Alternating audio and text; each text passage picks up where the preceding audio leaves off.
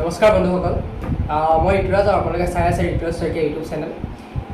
আমি সকলোৱে জানো 2024 লোকসভা নিৰ্বাচন সমাগত। দেশৰ প্ৰত্যেকখন ৰাজ্যৰ দৰে অসমতো বহুত জোৰকৈ ইয়াৰ প্ৰস্তুতি চলিছে, বহুত স্পীডত ইয়াৰ প্ৰস্তুতি চলিছে। 14টা সমষ্টিত প্ৰস্তুতি সকলোৰে বেলেগ বেলেগকৈ চলিছে, প্ৰত্যেকটো দলৰে চলিছে। কংগ্ৰেছ, বিজেপি হওক, CPI, আপ চবৰে চলিছে। গতিকে আশা কৰোঁ ভাল এটা ৰিজাল্ট হওক। দেখে জনসাধাৰণে যেনেদৰে বিচাৰে, প্ৰাৰ্থী বিচাৰে বা যেনেধৰণৰ পাৰ্টি বিচাৰে সেই অনুসাৰে ৰিজাল্ট হওক, তাৰে কামনা। আৰু যোনেই বিজয়ী নহওক কিয় যাতে সেই বিজয়ী দলে ভালকৈ কামনা কৰে। এতিয়া লোকসভা নিৰ্বাচনৰ ক্ষেত্ৰত যদি আমি অসমলৈ চাওঁ, অসমৰ 14টা সমষ্টিৰ ভিতৰত আটাইতকৈ চৰ্চিত সমষ্টি হিচাপে পৰিগণিত হৈছে যোৰহাট সমষ্টিটো। 14 নং লোকসভা সমষ্টি যিটো যোৰহাট সমষ্টিটো আটাইতকৈ চৰ্চিত বিষয় হিচাপে পৰিগণিত হৈছে। ইয়াৰ কাৰণ কেইবাটাও হ'ব পাৰে, কিন্তু মই ইয়াৰ মেইন কাৰণটো যদি ক'ব বিচাৰোঁ, মই বুলি নহয় সকলো অসমীয়াই জানি এইটো ক'ব এইটো কথা। ইয়াৰ মূল কাৰণটো হৈছে এই লোকসভা কনষ্টিটুৱেঞ্চিটো বুলি কয় গৌৰৱ গগৈ প্ৰতিদ্বন্দ্বিতা। গতিকে গৌৰৱ গগৈ প্ৰতিদ্বন্দ্বিতাই যোৰহাট সমষ্টিটো অতি আকৰ্ষণীয় কৰি তুলিছে। যদি আমি এতিয়া বৰ্তমানৰ সাংসদগৰাকীৰ কথা কওঁ যোৰহাট সমষ্টিৰ, তেন্তে তেওঁ হৈছে তপন গগৈ। গতিকে এফালে তপন গগৈ আৰু আনফালে গৌৰৱ গগৈ, যুদ্ধখন বহুত জমিছে। Your late father, he was chief minister here 3 times. How do you see this? As I said, this election in Jorhat is not about personalities. I am not bigger than the Congress symbol of the hand. Mr. Sharma might think that he is a big person, but I certainly don't think that I'm bigger than the Congress symbol. The Congress symbol is above all of us, even me. সংকিত হৈছে অখিল গগৈয়ে কৈছে যে সংকিত হৈছে BJP. সেইটো তেওঁলোকেহে কৈছে, আমিতো কেতিয়াও ক'তো পোৱা নাই, আমিতো শংকিত হোৱা নাই। আমি একদম পূৰা স্পষ্ট ভাষাৰে কৈ আছোঁ। এই ভিডিঅ'টোৰ জৰিয়তে মই গৌৰৱ গগৈ আৰু তপন গগৈ এই দুয়োগৰাকীৰ মাজৰ কম্পেৰিজন কৰিবলৈ চাম।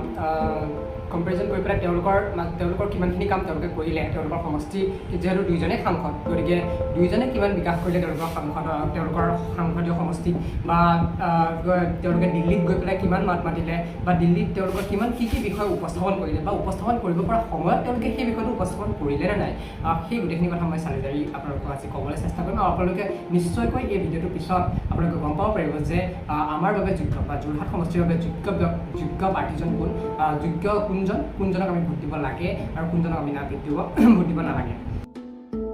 প্ৰথমতে মই আহিছোঁ গৌৰৱ গগৈৰ বিষয়লৈ। গৌৰৱ গগৈ 2014 চনৰ পৰাই তেওঁ সাংসদীয় পদত আছে। তেখেত কলিয়াবৰ সমষ্টিৰ বৰ্তমান সময়ত সাংসদ। 2014 চনত তেখেতে মৃণাল কুমাৰক পৰাজিত কৰিছিলে 93,000 ভোটত, আৰু 2019 চনত তেওঁ আকৌ পৰাজিত কৰিছিলে। তাৰপিছত তেখেত সাংসদ হৈ আছে, বৰ্তমান সাংসদ, আৰু লগতে ভাৰতীয় জাতীয় কংগ্ৰেছৰ তেখেত উপসভাপতি, লোকসভা সদনৰ উপসভাপতি। গতিকে যথেষ্ট এজন অভিজ্ঞ ব্যক্তি, ৰাজনীতিৰ ক্ষেত্ৰত তেখেতৰ অভিজ্ঞতা যথেষ্ট বেছি। সেই কথাটো আমি মানিবই লাগিব। অভিজ্ঞতাৰ লগতে তেখেতে বহুতখিনি বিষয় অসমৰ জাতিটোৰ হৈ, অসমীয়া জাতিৰ হৈ বহুতখিনি কথা তেখেতে নিজৰ সদনত উপস্থাপন কৰিছে। সেই কথাটো আমি কেতিয়াও নুই কৰিব নোৱাৰোঁ, কিয়নো তেওঁ বহুখিনি বিষয় উপস্থাপন কৰিছে যিখিনি বিষয় সঁচাকৈ উপস্থাপন কৰিবলগীয়া।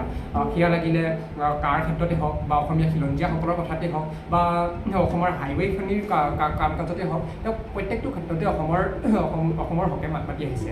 তদুপৰি তেখেতে কি কয় মণিপুৰৰ ন' কনফিডেন্স মোচন, মণিপুৰক হৈ মণিপুৰৰ যিহেতু সমস্যাটোক লৈ পেলাই ন' কনফিডেন্স মোচন পাৰ্লিয়ামেণ্টত অনাৰ ক্ষেত্ৰতো যথেষ্ট গুৰুত্বপূৰ্ণ ভূমিকা পালন কৰিছিল। তেওঁৱেই আনিছিলে সেই বিষয়টো। তদুপৰি সময়ে সময়ে প্ৰধানমন্ত্ৰীক কটাক্ষ বা গৃহমন্ত্ৰীৰ লগত যুঁজ, তেখেত ভয়াতুৰ স্বভাৱৰ নহয়, সেইটো কথা আমি মানিব লাগিব। তেখেত এজন যুঁজ থকা এজন য়ংষ্টাৰ, তেখেত আমাৰ বিশেষকৈ ইউথসকলৰ বাবে এজন অনুপ্ৰেৰণাৰ বিষয় হৈ পৰিছে, কিয়নো সকলোৱে যেন তেওঁক যেন অনুসৰণ কৰিছে, তেনেকুৱা ধৰণৰ এটা ট্ৰেণ্ড আহি গৈছে। আৰু তেখেতৰ হৈ বহুতো প্ৰচাৰ চলি আছে। বৰ্তমান সময়ত তেখেতৰ জিকাৰ সম্ভাৱনাই বেছি যেন মোৰ অনুমান হৈছে, বা বাকীবিলাকেও দেখিছে যে তেখেতৰ ট্ৰেণ্ডটো আহিছে। গতিকে আশা কৰোঁ তেখেতৰ ভাল হ'ব। এতিয়া আহোঁ তপন গগৈৰ বিষয়লৈ। তপন গগৈও এগৰাকী বহুত প্ৰসিদ্ধ নেতা। তেখেত বুলি কয় যথেষ্ট অভিজ্ঞ ব্যক্তি, তেখেতৰ অভিজ্ঞতা কেতিয়াও নুই কৰিব নোৱাৰি। তেখেত ৰাজনীতিলৈ অহাৰ আগে ছাত্ৰ নেতা আছিলে। তেখেতে বুলি কয় ছাত্ৰ সন্থাৰ হৈ জাতিটোৰ হকে যথেষ্ট মাত মাতি আহিছিলে। তপন গগৈ বহুতে নিমাতী কইনা বুলি কয় কাৰণ তেখেত সংসদত বহুত নিমাত হৈ থাকে কিন্তু এগৰাকী সাংসদক নিমাত বুলি কোৱাটো মই ভাবোঁ বুলি কয় উচিত নহয় কিয়নো 545জন সাংসদৰ ভিতৰত এনেকুৱা বহুত সাংসদ থাকে যিসকল নিমাত হৈ থাকে বিশেষকৈ বিৰোধী পক্ষৰ নোহোৱাকৈ শাসক পক্ষৰ যেতিয়া হয় তেখেত নিমাত হোৱাটো স্বাভাৱিক কথা সেইটো এটা কাৰণ বহুতখিনি সাংসদ তেনেকুৱা থাকে নিমাত হৈ থাকে কিন্তু নিমাত হৈ থকাটো ডাঙৰ কথা নহয় ডাঙৰ কথাটো হ'ল যে তেওঁ বহুত সুযোগ পাইছে তেওঁ ক'ব পৰা বহুত কথা আছে যিখিনি কথাত তেওঁ মাত মতা নাই মাত মাতিব পৰা বহুত কথা আছে সেয়া মাত মাতিব পৰা নাই সেইখিনিৰ ভিতৰত প্ৰধানটো হৈছে যে কাক লৈ পেলাই কথা কাৰণ চাওক তেখেত ছাত্ৰ নেতা আছিল তেখেতে অসমীয়া জাতিটোৰ কথা ভাবিছিল অসমীয়া জাতিৰ স্বাৰ্থত তেখেতে বুলি কয় ৰাজনীতিলৈ আহিছিলে অসমীয়া জাতিৰ স্বাৰ্থত তেওঁ ৰাজনীতিলৈ অহাৰ পিছত যেতিয়া কাৰ দৰে জাতিধ্বংসী এখন আইন আনিছিলে যেতিয়া চৰকাৰে এখন জাতিধ্বংসী আইন আনিছে সেই আইনখনক তেখেতে সমৰ্থন কৰাৰ কাৰণ কি তেখেতে সেই আইনখনক সমৰ্থনটো কৰিছে তেখেতে এখনক আঁকোৱালি লৈছে কাৰণ তেখেতে বিজেপিৰ হৈ সেইখনক বুলি কয় বিজেপিৰ হৈ তেখেতে এখন আঁকোৱালি লৈছে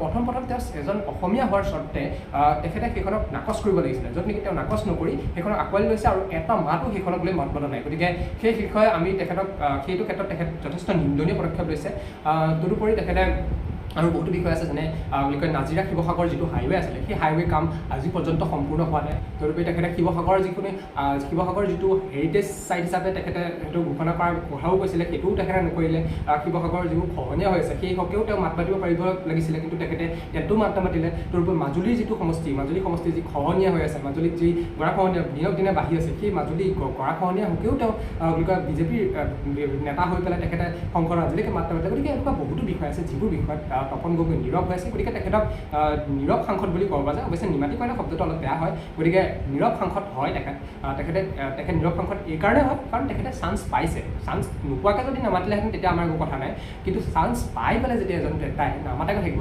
বিশেষকৈ জাতিৰ হকে ওলাই আহি জাতিৰ স্বাৰ্থত ওলাই অহা এজন নেতাই যদি নমতাকৈ থাকে তেন্তে সেইটো সঁচাকৈ নিন্দনীয় আৰু সেই ফালৰ পৰা চাবলৈ গ'লে মই ভাবোঁ Gaurav Gogoi is far better than Tapan Gogoi আৰু মই আহ্বান জনাম সকলোকে যাতে তেওঁলোকে নিজে বিচাৰ বিবেচনাৰে ভোটটো দিয়ে নিজৰ ভোটটো কেতিয়াও অপব্যয় নকৰিব আৰু দেশখন আমাৰ এখন ভাৰত হৈছে আটাইতকৈ ডাঙৰ গণতান্ত্ৰিক ৰাষ্ট্ৰ গতিকে এই গণতন্ত্ৰৰ মৰ্যাদা দেশৰ মৰ্যাদা সেইটো যাতে আমি যাবলৈ দিব নোৱাৰোঁ দেশৰ ধৰ্মনিৰপেক্ষতা সমাজতান্ত্ৰিক ব্যৱস্থা সাৰ্বভৌমত্ব আমি অটুট ৰাখিবই লাগিব অটুট ৰাখিবলৈ হ'লে আমি ভাল প্ৰাৰ্থীক পচন্দ কৰিবই লাগিব ভাল প্ৰাৰ্থীক জয়যুক্ত কৰি আমি দিল্লীলৈ পঠিয়াবই লাগিব সংসদলৈ পঠিয়াবই লাগিব যাতে তেখেতে অসমীয়া জাতিটোৰ হৈ ভাৰতীয় জাতিটোৰ হৈ সেই তেখেতে নিজৰ মতামত আগবঢ়াব পাৰে গতিকে একে ক'লোঁ আজি জয় হিন্দ জয় অসম